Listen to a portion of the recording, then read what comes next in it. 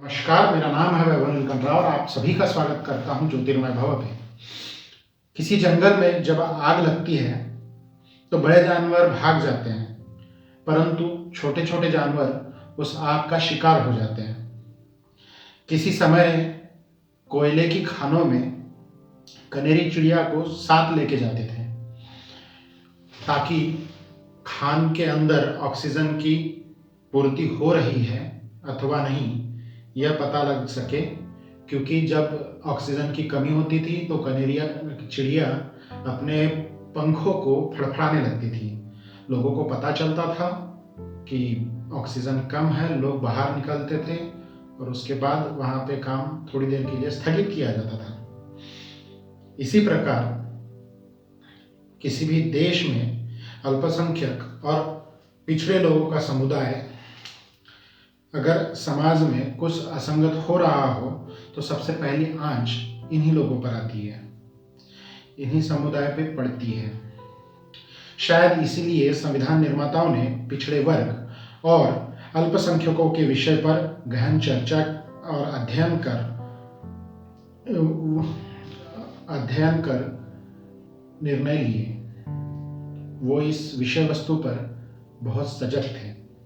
सन 1916 से ही अल्पसंख्यकों के लिए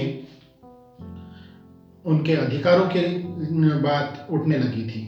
अंग्रेजों ने उन्हें हक तो नहीं दिया, परंतु 18 विभिन्न मजहबों और जातियों के लिए विभिन्न मतदार संघ का प्रावधान किया।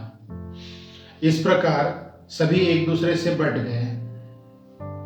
1931 में यही काम हरिजनों या दलितों के लिए किया गया। तब इसके विरोध में महात्मा गांधी पुणे में अनशन पर बैठ गए।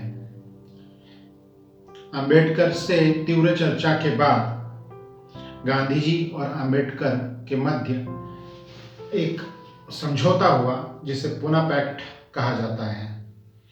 दिसंबर 1916 में संविधान सभा बनते ही एक माह के अंदर एक समिति दलित और अल्पसंख्यकों के लिए बनाई गई, जिसमें 72 सदस्य थे। समिति में हर धर्म, जाति, उपजाति की तरफ से सुझाव और प्रस्ताव आने लगे।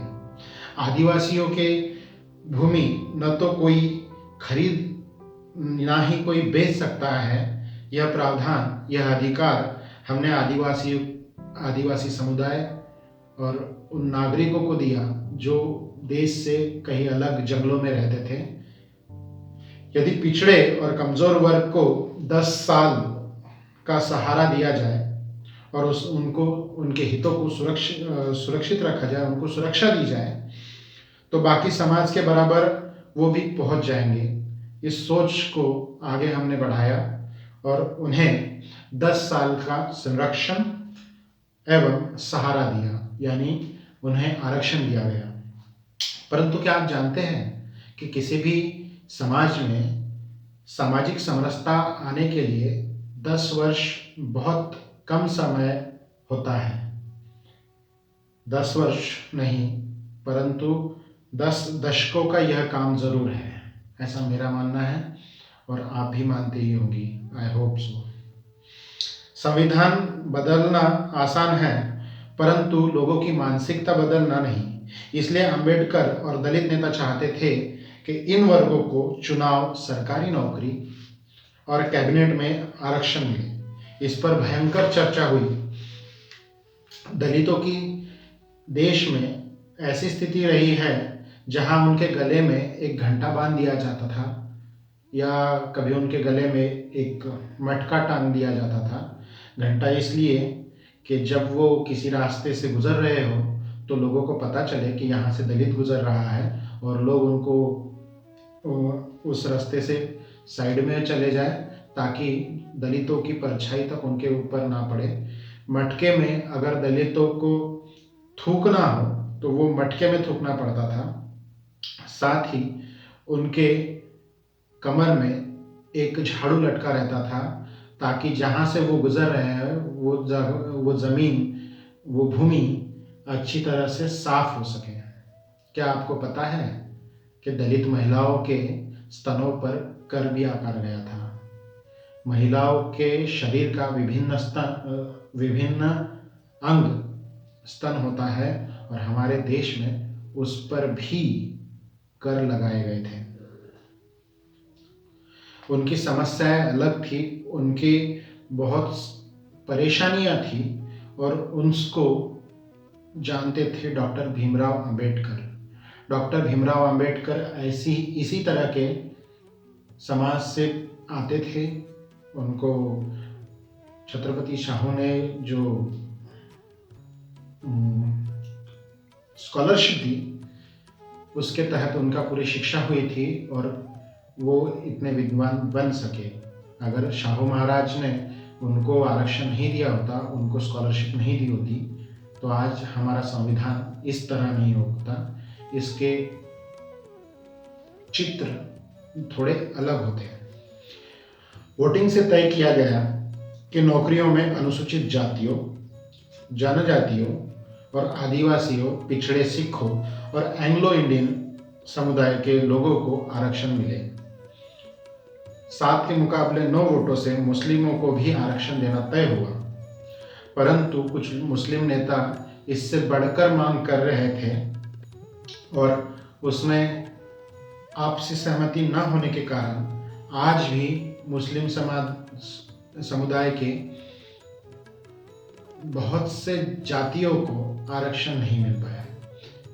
किसी राज्य में हमें उनको आरक्षण मिलते दिखता है, परंतु भारत के बहुत से इलाकों में आज भी मुस्लिमों को आरक्षण नहीं मिल रहा है और आज 7 दशकों के बाद भी यही स्थिति देश में बरकरार है, चल रही है। सबसे गर्मागर्मी अस्पृश्यता के विषय वस्तु पर हुई। 50 साल से चली आ रही अछूत की परंपरा को संविधान में कोई स्थान नहीं दिया गया। जिसकी छाया पड़ना भी पाप माना जाता था, वो इस काम में लगे पड़े थे, जिनमें डॉक्टर बाबा साहेब अम्बेडकर, बाबू जगजीवन राम और मुनिस्वामी पिल्ले जैसे लोग शामिल थे। 27 अगस्त को वल्लभ भाई पटेल ने अल्पसंख्यकों के अधिकारों पर अपनी रिपोर्ट पेश की। तय हुआ कि भारत में अब किसी भी धर्म या संप्रदाय का इंसान किसी की भी नुमाइंदगी कर सकता है और हम किसी भी मजहब को मानने वाले को अपना नुमाइंदा, अपना उम्मीदवार चुन सकते हैं। यह एक क्रांतिकारी कदम था।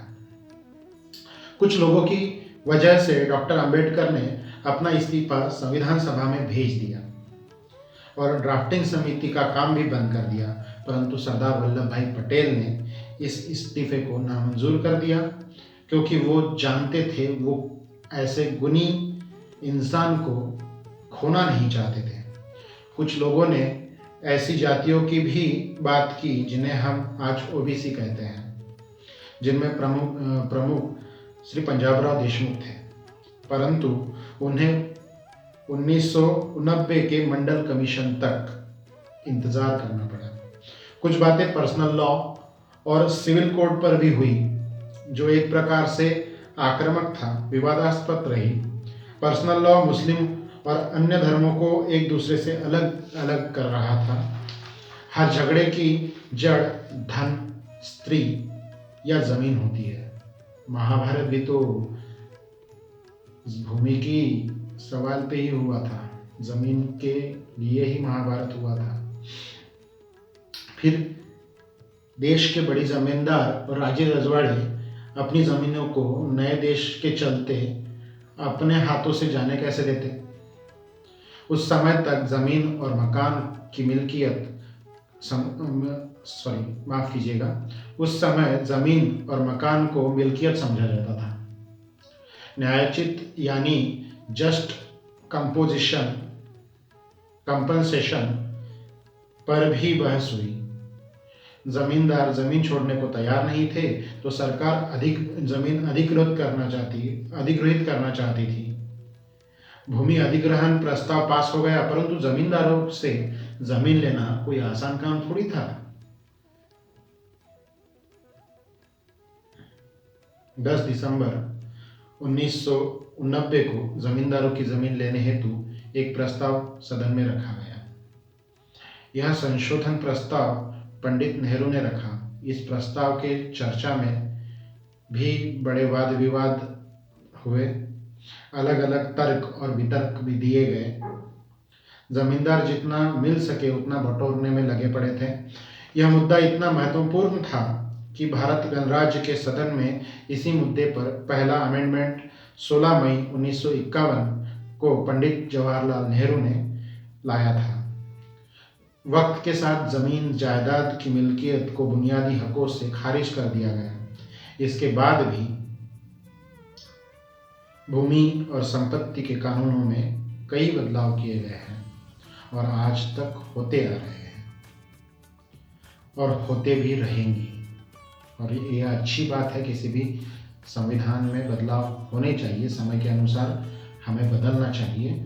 ये आज के और आने वाले समय की ज़रूरत है। जिस प्रकार 2013 में 80% गांव वालों की इजाज़त के अलावा भूमि अधिग्रहण करना, यह कानून हमने बनाया है। संविधान सभा में सबसे तीखी बहस भाषा के ऊपर हुई। कुछ लोग हिंदी और कुछ लोग हिंदुस्तानी भाषा के पक्ष में थे। देश की राजभाषा, राज्यों की राज्य भाषा और दोनों के परस्पर बातचीत की भाषा पर तमाम विचार तमाम सदस्यों में थे। 10 दिसंबर 1946 को एक बखेड़ा खड़ा हुआ जिसमें श्री धुलेकर ने आक्रामक भूमिका ली।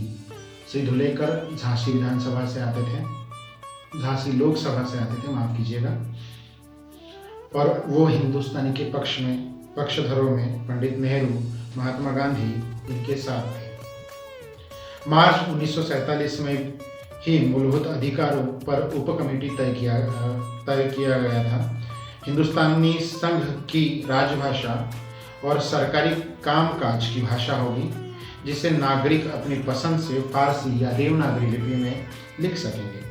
संघ जब तक जरूरी समझे तब तक अंग्रेजी दूसरी राज्य भाषा रहेगी, यह तय किया गया था। कांग्रेस वर्किंग कमेटी में तय किया गया कि हिंदुस्तानी नहीं, हिंदी भारत की राजभाषा होगी। कुछ लोगों ने इसका विरोध भी किया। आखिरकार वोटिंग कर 32 के मुकाबले 63 वोटों से हिंदुस्तानी हार गई और हिंदी जीत गई। 27 मार्च 1948 को जब समिति मिली तो आबोहवा बदल चुकी थी। दक्षिण भारत और बंगाल के लोग हिंदी भाषा पर आहत थे। एक समिति बनी जिसे मुंशी अयंगार समिति कहा गया, जिसने अपनी रिपोर्ट 12 सितंबर को सदन में रख दी। हिंदी के अतिरेकी इससे नाखुश थे और तू मैं की भाषा में सदन में बहस चल रही थी। भाषा के साथ साथ संख्याओं के 9 चिन्ह यानी 1, 2, 3, 4, 5, 6, 7, 8 और 9, इस पर भी बहुत गर्मागर्मी चल रही थी। इन 9 चिन्हों के विषय पर ऐसा माहौल बना कि देश के 2 टुकड़े ना हो जाए, ऐसी स्थिति निर्माण हो गई। गैर हिंदी भाषी लोगों की इतनी ही मांग थी कि संख्याओं को अंतर्राष्ट्रीय चिन्हों के साथ लिखा जाए। हर जबान का अपना एक मसला था, समस्याएं थी। आदिवासियों के अपने समस्याएं अलग ही थी।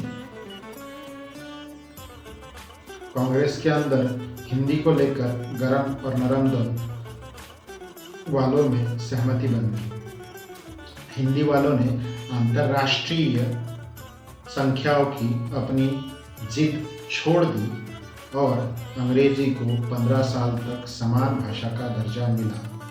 और आज अंग्रेजी का बोलबाला इतना बढ़ चुका है कि जिन्हें अंग्रेजी नहीं आती उन लोगों को आज हम अनपढ़ कह देते हैं।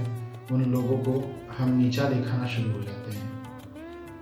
तो चलिए आज की कथा यहीं पे रोकते हैं।